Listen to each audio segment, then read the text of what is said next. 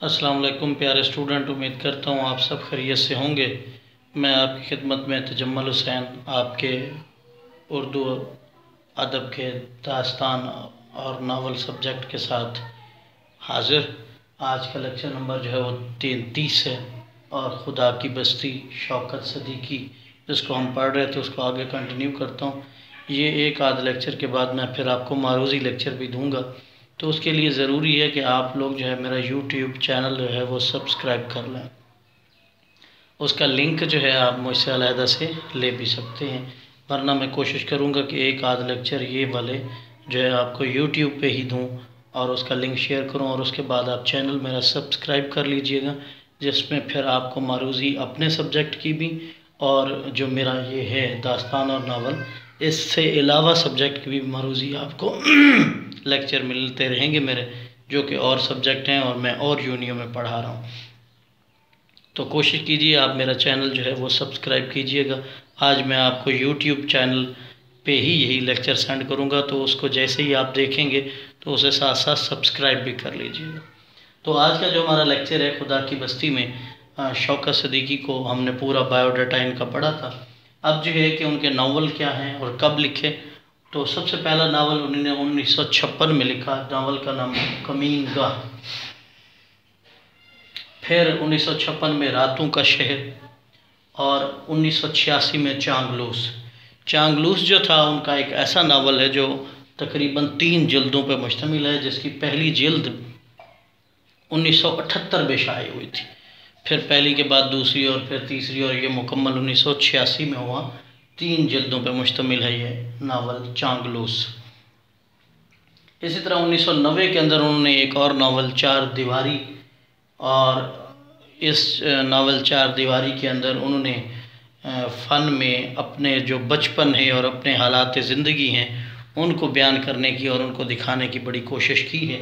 यानी यूँ समझ लीजिए कि चार दीवारी उन्होंने अपने बचपन के हालात बयान करने।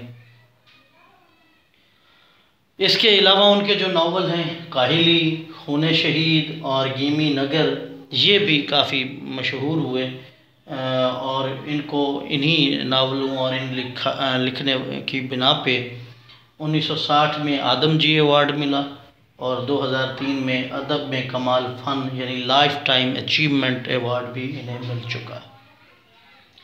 अब अगर हम चलें नावल खुदा की बस्ती की तरफ, तो जिस तरह मैं पहले भी इसके इंट्रोडक्शन में बता चुका हूँ कि नावल खुदा की बस्ती की 26 यानी 26 ज़बानों में जो है वो तर्जुमा हो चुका है। 5 बार PTV पे नशर भी हो चुका है, तो बहुत मशहूर और मकबूल जो है नावल हुआ है। अमूमन ये नावल जो है उन्होंने कराची के पस मंज़र में लिखा, क्योंकि जहाँ उन्होंने रिहाइश रखी कराची में, तो वहाँ उनके साथ जो रहने वाले थे उनके हालात, और वो तकरीबन जराइम पेशा अफराद थे, तो उन निचले तबके के लोग थे, तो उनके हालात और वो जराइम पेशा लोग कैसे ज़िंदगी गुजारते हैं, उनकी सरगर्मियाँ कैसे होती हैं, और वो जबकि हालात में भी इतने नहीं होते अच्छे और यानी गरीब गुरबा होते हैं, तो किस तरह की हालात गुजारते हैं, ये इस तरह का ये नावल है खुदा की बस्ती। और ये 1957 में इन्होंने नावल लिखा। पाकिस्तानी नावल है और नावल के 11 हिस्से हैं। नावल को 11 मुख्तलिफ़ हिस्सों में तकसीम किया गया है, जिससे इस नावल की जो है लंबाई यानी लेंथ इतनी है, आपको इससे भी अंदाज़ा होता है। इसके जो अहम किरदार हैं उनमें 3 इसके बुनियादी और अहम किरदार माने जाते हैं, जिनको जो है इस नावल के अंदर बहुत ही आला मकाम की हैसियत मिली या बहुत पजीराई भी हुई, या जिन किरदारों के साथ राइटर ने बहुत ज़्यादा वक्त जिनको दिया है, वो 3 बुनियादी किरदार हैं। उनमें से पहले नंबर पे हैं राजा, और दूसरे नंबर पे हैं नौशा, और तीसरे नंबर पे हैं सुलेमान। तो ये 3 इस पूरे नावल के बुनियादी किरदार हैं जिनके गिर्द ये कहानी घूमती है। तो इस पूरी कहानी में जैसे मैं पहले भी बता चुका हूँ कि एक तो कराची का पस मंज़र, मौजूदा हालात और सब कुछ दिखाया गया है, और गरीब तबका, गरीब लोग जो कि झोंपड़ियों में ज़िंदगी गुजार रहे हैं, तो वो किस तरह से ज़िंदगी गुजारते हैं, और प्लस उनमें कुछ लोग जो है वो जराइम पेशा बन जाते हैं और जराइम शायद मजबूरी में जराइम के आदी होते हैं, और फिर वो इस तरह से अपनी ज़िंदगी में कैसे निभा करते हैं, तो इन सारे हालात को जो है ना किसी न किसी अंदाज से शौकत सिद्दीकी ने इस नावल में बयान करने की कोशिश की है।